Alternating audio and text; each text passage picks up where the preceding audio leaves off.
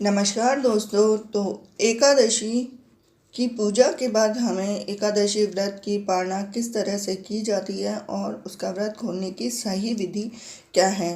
तो ज़्यादा बोल ना करते हुए वीडियो को शुरू करती हूँ। तो हमारे प्राचीन ऋषि मुनियों ने स्त्री पुरुषों का इस संसार के रहते हुए अपना जीवन सुख चैन से बिताते रहें, इसके लिए नए व्रत उपवास नियमों की व्यवस्था की थी।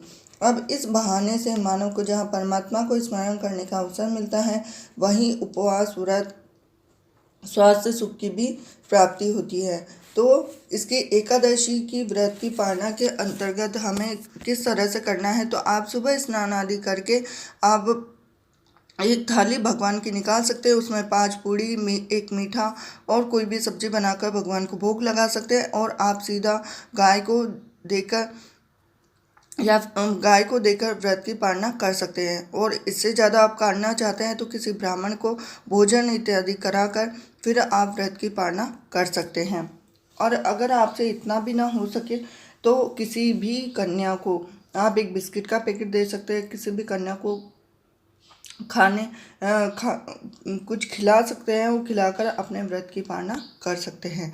तो इस दिन व्रत की पालना के साथ ही हमें द्वादशी की जो कथा है वो भी सुननी होती है। तो द्वादशी की कथा कुछ इस तरह से है। द्वादशी की कथा कुछ इस तरह से है कि सब औरतें तुलसी मैया को सींचने जाती है। तो अब सब तो सींच कर आती है, परंतु एक बुढ़िया आती है, कहती है कि हे तुलसी माता, सबकी दाता, मैं तेरा बिरला सींचती हूँ, मुझे बहू दे, पीले रंग की धोती दे, मीठा मीठा घास दे, बैकुंठ में वास दे, चटक की चाल दे, अच्छी मौत दे, चंदन का काट दे, अच्छा राज दे, दाल भात खाने को दे और 11 के दिन कृष्णा का कंधा दे। तब तुलसी माता यह बात सुनकर सूखने लगी। तो भगवान ने पूछा कि तुलसी, तुम क्यों सूख रही हो। तुलसी माता ने कहा कि मेरे मन की मत पूछो। तो भगवान ने कहा कि अगर मैं यह बात नहीं पूछूंगा तो कौन पूछेगा।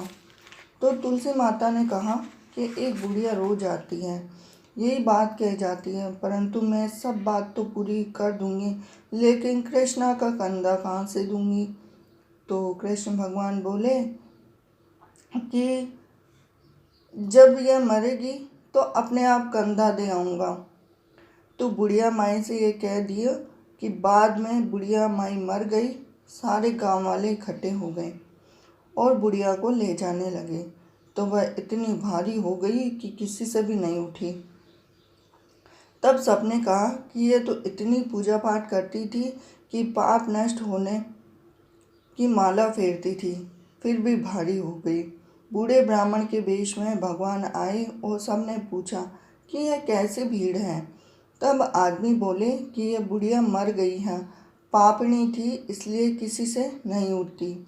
तो भगवान ने कहा मेरे को एक बात कान में कहने दो तो उठ जाएगी।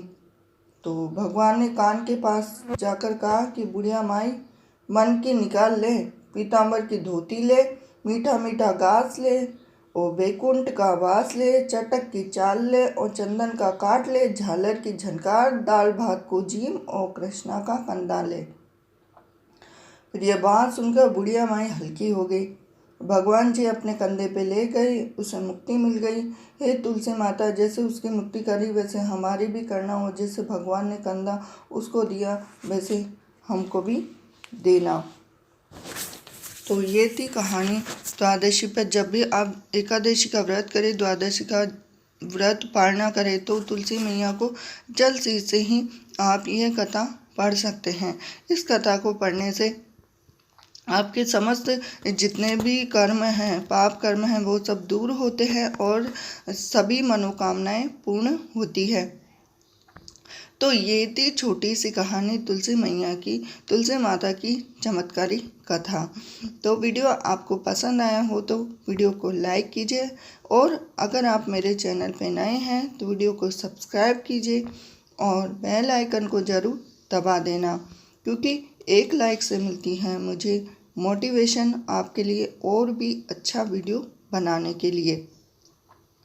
तो आपको एकादशी की व्रत के साथ साथ द्वादशी की जो तुलसी मैया की व्रत है उसकी भी आपको हार्दिक शुभकामनाएं।